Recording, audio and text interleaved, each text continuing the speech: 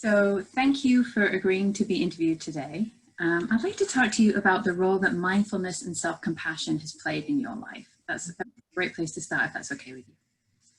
Sure. Yeah, I'm happy to talk about that. So I was a mindfulness practitioner for a long time before I knew anything about self-compassion. I started practicing mindfulness when I was a senior in high school, so that's over 40 years ago. And it was a regular practice throughout my life, an anchor as throughout my life. And I was a teacher, a classroom teacher during that time. But it was my practice. It was something that I always did. And then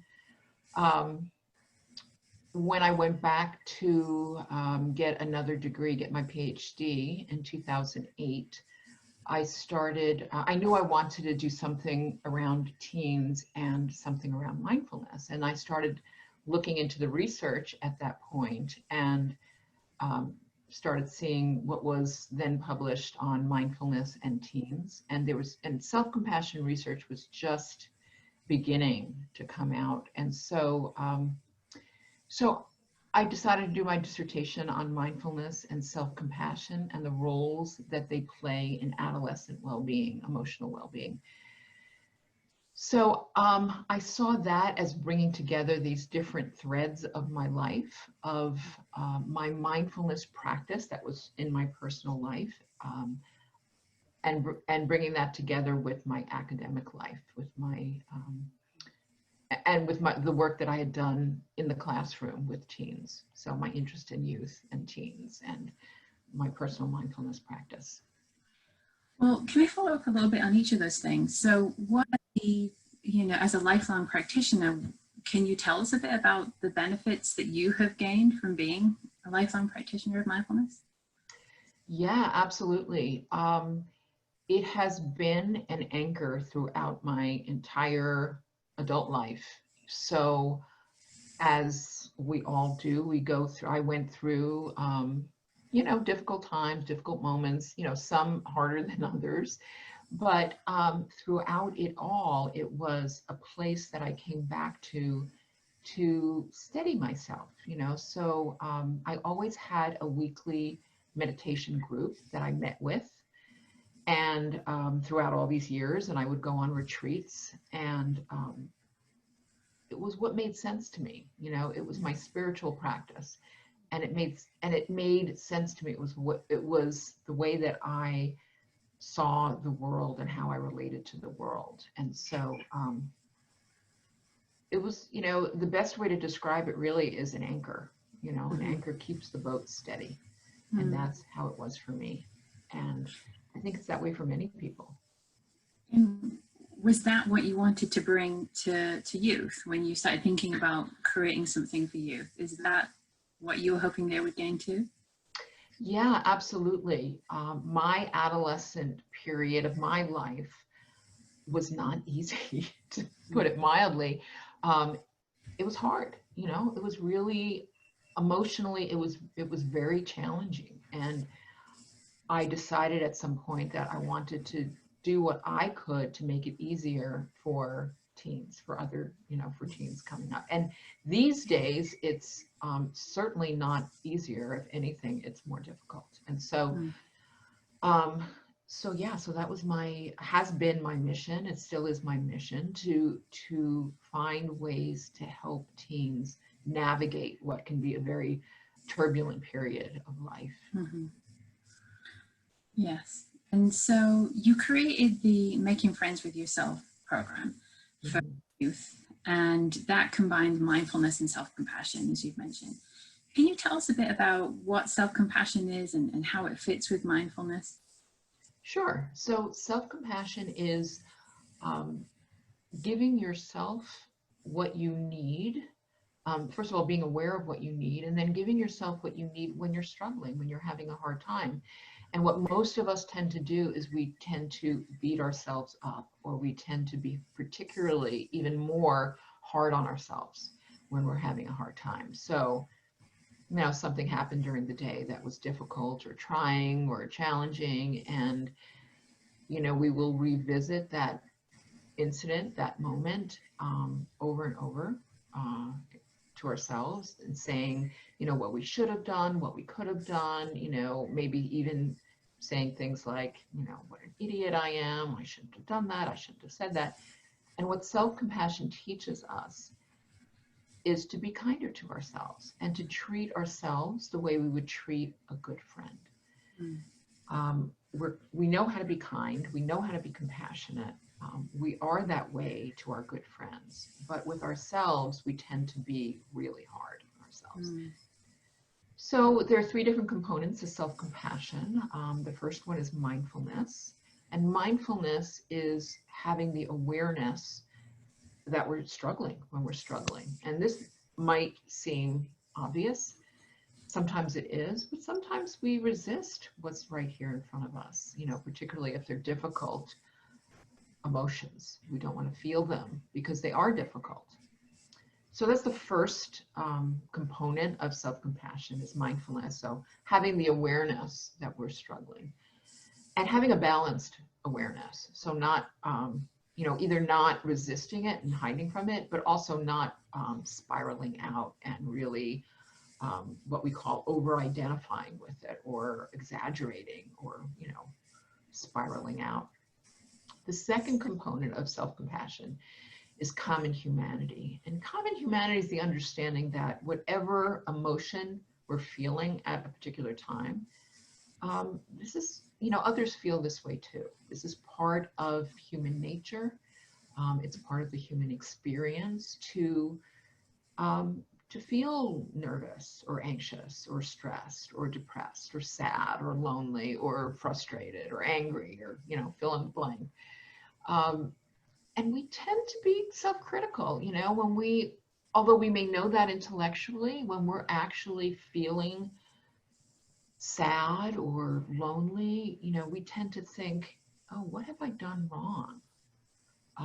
What did I do? What did I say that got me here? Rather than, you know what, this is part of being human. We all experience these difficult emotions at some point. And then the third component of self-compassion is self-kindness. And that's taking an active role in being kind to ourselves. So saying nice things to ourselves, doing something nice for ourselves, just like we might do for a good friend who's having a hard time, knowing that we can do that for ourselves. Now, these skills you have, you teach through a program that lasts several weeks. Now, trainings for this, you spent years developing this program, trainings for the program are offered all over the world. Can you tell us a little bit about how it's structured and has it been evaluated? What benefits have you seen? Mm-hmm. Yeah, so we have a number of research studies that are out on this program. And what we're seeing is a decrease in negative emotions, what we call negative emotions. Obviously, there are no emotions that are really truly negative, but negative affect, lower depression and anxiety, lower stress. So we tend to see that an increase in resilience. Yeah, so those are the kinds of things that we're seeing from studies on the Teen Self-Compassion Program. And does the program tend to be offered in, so is it a 6-week or an 8-week program? Yeah, it's an 8-session program. So it's often offered once a week for 8 weeks, but not necessarily. So sometimes we offer it twice a week for a month. I've been doing that quite a bit lately, and it seems to work really well. Sometimes I think a week is a long time for teens to go in between classes. We've also taught it once a day for 8 days. We've taught it over the course of 4 days, 2 sessions a day for 4 days, or over the course of 5 days. So yeah, so we've taught it in a number of different formats. Yeah. And that's amazing that you can teach these skills and you see these benefits. I'm interested in what you see as the relationship between mindfulness and self-compassion and health. And, you could speak to that. And in fact, has this been offered to any patient populations? Yeah, so it's been offered to some patient populations, yes. It's been offered to kids with diabetes. It's been offered to teens who are hospitalized with eating disorders. It's been offered to in different hospital programs um, with teens and young adults who have really struggled with mental illness and are hospitalized for various different kinds of mental illness. Um, yeah, and there are a number of studies right now that are um, in process that are either being written up or under review. And so there's quite a bit more that will be coming out. Oh, it's also been offered with adolescents and young adults who are cancer survivors. Mm-hmm, mm-hmm. And so it sounds like the results are being written up, and we'll see more about that. But can you tell us a little bit about why these skills might be helpful for any or all of these groups? Mm. Well, we know that that teens struggle a lot. That's a very difficult time. And so what mindfulness and self-compassion skills do is, for one, lower anxiety by bringing us into the present moment. So that's the mindfulness piece. So we know that when our